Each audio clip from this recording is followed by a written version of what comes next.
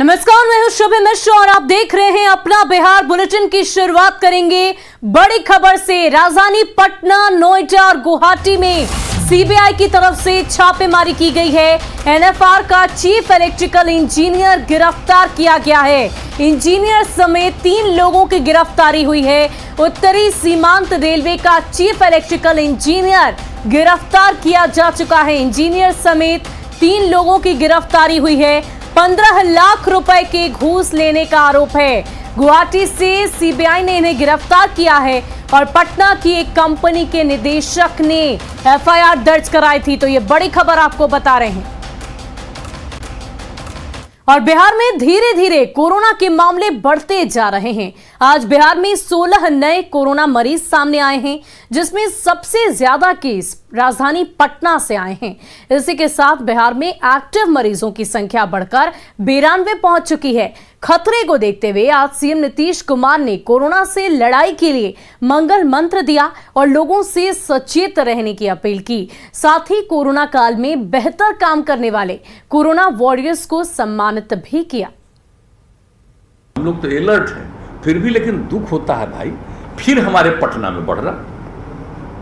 थोड़ा प्रॉपर पटना में जितना नीचे चला गया था तब फिर इधर बढ़ रहा। तो खतरा तो मन को लगता ही न है कि कहीं फिर से ये तीसरा डोज का शुरू न हो जाए, ओमिक्रॉन का फिर जो नामकरण उसका हुआ है वो ना आ जाए। तो उसके लिए तो पूरी सतर्कता हमारे डिपार्टमेंट। जरा देख रहे हैं कि टेस्ट कितना हो रहा है, कभी गौर से देख लीजिएगा पिछड़ा राज्य का क्या स्थिति है। इस सर्वाधिक पिछड़े राज्य में अगर जान लीजिए कि जितना टेस्ट होता है, तो आप जानते हैं 10 लाख में अब 5 लाख से ज़्यादा का टेस्ट हो रहा है। जो सब वही ना गिनती होता है कि 10 लाख में कितना का टेस्ट हुआ। तो आप देख लीजिए कि नेशनल एवरेज कितना है, उस नेशनल एवरेज से भी ज़्यादा बिहार में टेस्ट हो रहा है। वहीं कोरोना के मामले बढ़ रहे हैं, तो इससे निपटने के लिए स्वास्थ्य विभाग भी अलर्ट मोड पर है। एक तरफ जहां आइसोलेशन सेंटर फिर से तैयार है, वहीं टेलीमेडिसिन सेंटर भी शुरू हो गया है। तो पटना की सड़कों पर धावा दल भी एक्शन में है।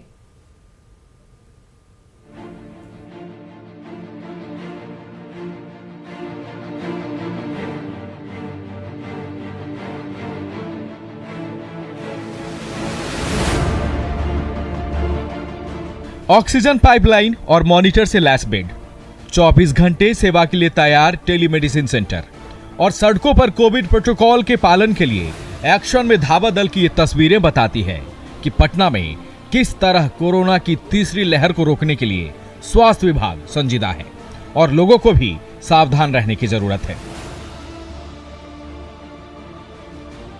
तो हम लोग तो अलर्ट हैं, फिर भी लेकिन दुख होता है भाई, फिर हमारे पटना में बढ़ रहा। थोड़ा प्रॉपर पटना में जितना नीचे चला गया था तब फिर इधर बढ़ रहा। तो खतरा तो मन को लगता ही न है कि कहीं फिर से ये तीसरा डोज का शुरू न हो जाए, ओमिक्रॉन का फिर जो नामकरण उसका हुआ है वो ना आ जाए। तो उसके लिए तो पूरी सतर्कता हमारे डिपार्टमेंट। अब सरकार की सतर्कता देखिए कि पाटलिपुत्र स्पोर्ट्स कॉम्प्लेक्स में आइसोलेशन सेंटर बनकर तैयार है।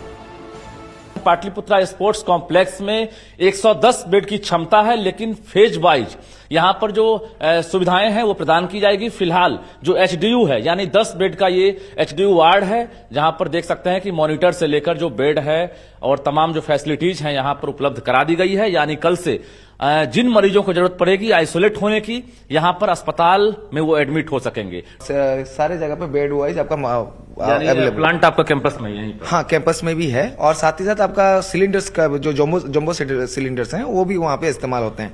तो तकरीबन 100 बेड के यहाँ पर जनरल वार्ड बनाए गए हैं और इस जनरल वार्ड में बेड लगा दिए गए हैं और सभी बेड के पास जो पाइपलाइन के जरिए है वो ऑक्सीजन यहाँ पर पहुंचाई जाएगी। तो एक बड़ी तैयारी है राज्य सरकार की, स्वास्थ्य विभाग की, पटना जिला प्रशासन की, ताकि जो तीसरी लहर है उससे निपटने के लिए हर संभव प्रयास हो सके और किसी भी मरीज को सफर नहीं करना पड़े बेड के अभाव में, ऑक्सीजन के अभाव में। कोरोना की तीसरी लहर से निपटने के लिए सरकार की गंभीरता का ही परिणाम है कि पटना में केस बढ़ने के साथ ही विभाग ने 24 घंटे काम करने वाला टेलीमेडिसिन सेंटर भी शुरू कर दिया है, ताकि शुरुआती दौर में कोरोना की चपेट में आने वालों को आइसोलेशन सेंटर आने की जरूरत नहीं पड़े। एक बैनर लगाए गए हैं और जो नंबर है वो भी यहाँ पर अंकित है। क्या नंबर है आपको हम बता देते हैं। देखिए, पटना का एसटीडी कोड है 0612 और जो फोन नंबर है 22199090। तो एक नंबर है, इसे आप नोट कर लें। दूसरा नंबर भी है 22499964। ये दोनों नंबर है। यहां पर आपको कर्मी से लेकर चिकित्सक मौजूद रहेंगे 24 घंटे और यहां पर आप जानकारी प्राप्त कर सकते हैं। 24 आवर्स में 100 कॉल्स लगभग आ ही जाते हैं। हम लोग डेली का रिपोर्ट भी तैयार करते हैं। कोरोना से जंग का सबसे कारगर हथियार मास्क है, लेकिन लोगों की लापरवाही का आलम यह है कि पटना में 70 से ज्यादा केस होने के बावजूद 70% लोग मास्क नहीं लगा रहे। ऐसे में धावा दल की टीम ने लोगों को सबक सिखाने के लिए 2 दर्जन से अधिक गाड़ियों का चालान काटा है। आप देख सकते हैं तस्वीरों में किस तरीके से पटना जिला प्रशासन जो है वो लोगों को जागरूक करने के लिए सड़कों पर उतर चुकी है और वो लोगों से आग्रह कर रही है कि कोरोना गाइडलाइन को फॉलो करें, मास्क लगाएं। आप देख सकते हैं यहाँ तस्वीरों में किस तरीके से जो अधिकारी हैं वो लोगों को पूछ रहे हैं, जिन्होंने मास्क नहीं लगाया है उनको बता रहे हैं कि वो मास्क लगाएं और जो भी कोरोना की सारी गाइडलाइन है उसको फॉलो करें। 70% लोग मास्क नहीं पहन रहे हैं, 30% पहने हुए मिल रहे हैं। बाकी उसके पास है भी तो पॉकेट में रखे हुए हैं, इसलिए उनको बताया जा रहा है कि भाई मास्क पहने रहिए। जाहिर है, कोरोना की तीसरी लहर को रोकने के लिए जितनी सरकार की जिम्मेदारी है उससे ज्यादा लोगों की खुद की जिम्मेदारी है।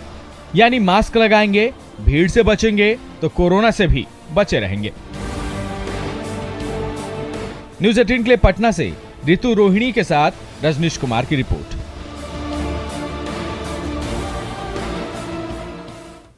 और चलिए बढ़ते हैं अगली खबर की ओर। अगली खबर भागलपुर से, जहां बम मिलने का सिलसिला थम नहीं रहा है। भागलपुर नाथनगर में 5 दिन के अंदर हुई 3 बम धमाके की जांच अभी भी चल रही है कि जगदीशपुर थाना के सैदपुर गांव में 2 जिंदा बम मिलने से प्रशासनिक महकमे में खलबली मच गए। सैदपुर गांव के पास खेत में 2 युवक हाथ में बम लेकर किसी घटना को अंजाम देने जा रहे थे, जिसकी सूचना ग्रामीणों ने पुलिस को दी, जिसके बाद दोनों युवक खेत में बम को फेंक कर भाग गए। हालांकि पुलिस ने त्वरित कार्रवाई करते हुए दोनों को धर दबोचा है। वहीं बम निरोधक दस्ते की टीम ने बम को डिफ्यूज भी कर दिया। भागलपुर के नाथनगर में लगातार 5 दिन के अंदर हुए बम धमाके की जांच अभी जो है जिला प्रशासन की चल ही रही थी कि जगदीशपुर के सैदपुर के बहियार में 2 जिंदा बम मिलने के बाद भागलपुर जिला प्रशासन की मुश्किलें बढ़ गई है। हमारे साथ बातचीत करने के लिए भागलपुर के सिटी एसपी स्वर्ण प्रभात जी हैं। सर, क्या लगातार इस तरह का जो सिलसिलेवार ढंग से धमाके और बम का मिलना किस ओर से इशारा कर रहा है? हम लोग लगातार इसमें कार्रवाई कर रहे हैं, सर्च ऑपरेशन भी कराया जा रहा है और आज भी जो बरामदगी हुई है उसकी सूचना भी स्थानीय लोगों के द्वारा ही दी गई थी। ये एक सैदपुर गांव है जगदीशपुर थाना अंतर्गत, और यहाँ के स्थानीय लोगों ने हम लोगों को सूचना दी कि कुछ लोग सुतली बम लेकर जा रहे हैं। उस पुलिस ने तत्काल कार्रवाई किया और 2 बम बरामद हुआ है, 2 लोगों की गिरफ्तारी भी हुई है और BDDS टीम को बुलाया गया है। बम को डिफ्यूज किया जा चुका है। हम यही अपील रहेगा हम लोगों की, जो भी स्थानीय लोग हैं उनको इस तरह की किसी भी तरह की सूचना मिलती है कि जो लोग इस तरह का काम कर रहे हैं तो पुलिस को जल्दी ही इसकी सूचना दे। क्या सर अंदेशा लगाया जा सकता है कि इस यहाँ पे जो जिंदा बम मिला इसका जो कनेक्शन है वो नाथनगर से जुड़ा हो सकता है? नहीं, इसका कनेक्शन उससे जुड़ा हुआ नहीं लग रहा है, बिकॉज FSL की टीम भी आई हुई है और वो बता रहे हैं कि ये जो नाथनगर में जो बरामद हुआ है दोनों ही अलग तरह के बम है। वहाँ टिफ़िन बम बरामद हुआ था, यहाँ सुतली बम है। और देखकर जैसा FSL की टीम अभी बता रहे हैं कि जो पदार्थ का यूज किया गया, जो तरीका यूज किया गया, दोनों ही अलग है। चलिए, जिला प्रशासन की जांच जो है वो जारी है। हालांकि सैदपुर में जो आज बम मिले हैं इसमें त्वरित कार्रवाई करते हुए पुलिस ने 2 लोगों को गिरफ्तार भी किया है। हालांकि जांच रिपोर्ट आने के बाद ही मामला जो है साफ हो पाएगा। विकास कुमार सिंह, न्यूज़ 18। वहीं सिवान के बड़हरिया में अपराधियों ने एक व्यक्ति की गोली मारकर हत्या कर दी। घटना बड़हरिया जामी मेन रोड की है, जहां शादी समारोह में शामिल होने आए व्यक्ति को बाइक सवार अपराधियों ने बीच सड़क पर गोली मार दी।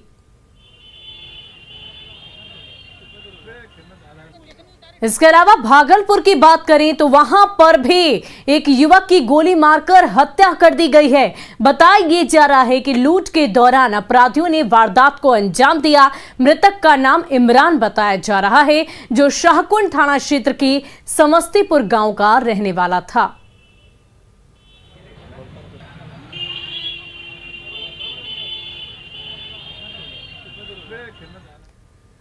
और मुंगेर में एक अपराधी ने महिला का ड्रेस पहनकर चोरी की वारदात को अंजाम दिया ताकि सीसीटीवी कैमरे में आने के बाद भी लोग उसे महिला समझकर धोखा खा जाएं।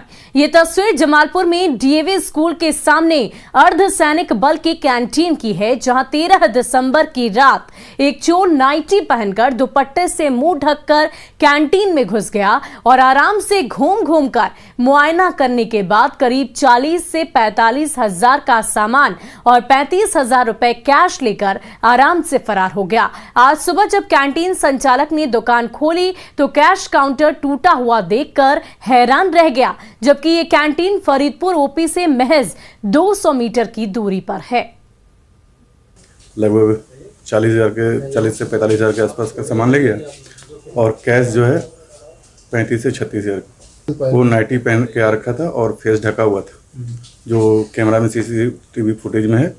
और वो पीछे साइड में जो एक खिड़की है तो वहां से वो जो अंदर आया था। और अगली खबर रोहतास से, जहां एक दुकान में एक चोर की करतूत सीसीटीवी कैमरे में कैद हो गए। डेयरी में अंबेडकर चौक के पास एक दुकान में एक आदमी ग्राहक बनकर आया था।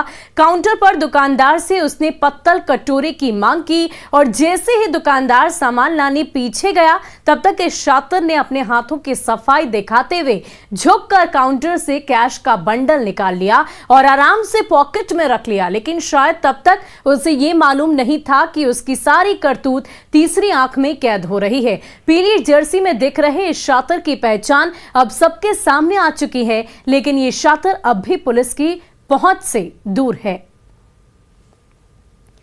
वहीं पूर्वी चंपारण पुलिस ने 80 लाख की शराब बरामद की है। ये शराब ट्रक और पिकअप वैन से बरामद की गई है।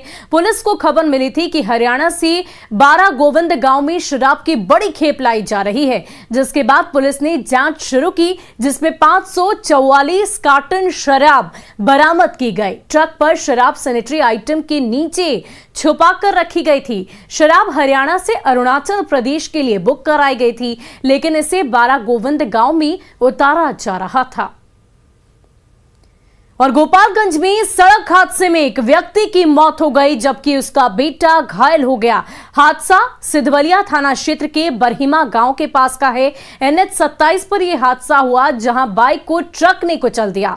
हादसे में राधा ठाकुर की मौत हो गई, जबकि उसका बेटा महेश ठाकुर गंभीर रूप से जख्मी हुआ है। राधा ठाकुर परसौनी गांव के रहने वाले थे और वार्ड सदस्य के उम्मीदवार भी थे। हादसा उस वक्त हुआ जब वो काउंटिंग सेंटर पर जा रहे थे।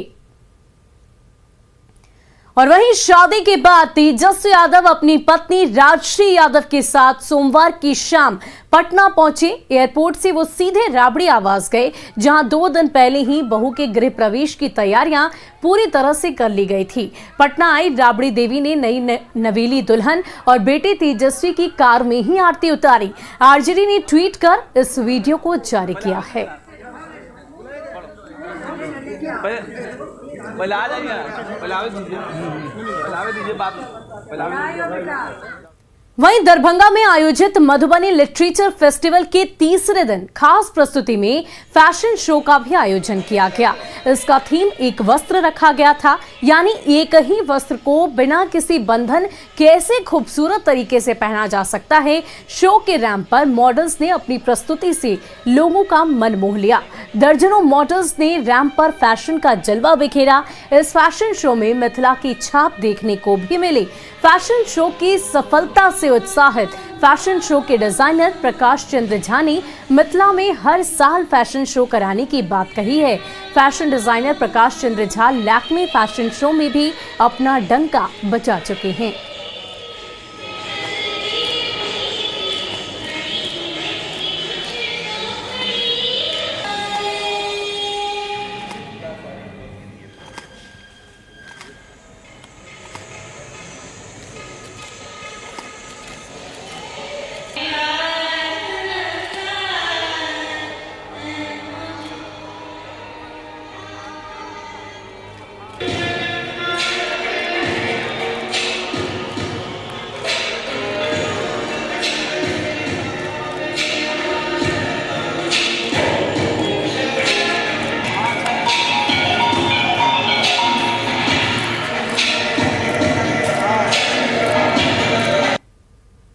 ये बहुत ही बढ़िया प्लेटफॉर्म है और मधुबनी लिटरेचर फेस्टिवल दरभंगा में ऑर्गेनाइज़ किया गया है और मुझे इस बात की बहुत खुशी है कि मुझे चांस दिया गया कि मैं अपना एक फ़ैशन कलेक्शन यहाँ पे प्रस्तुत करूँ।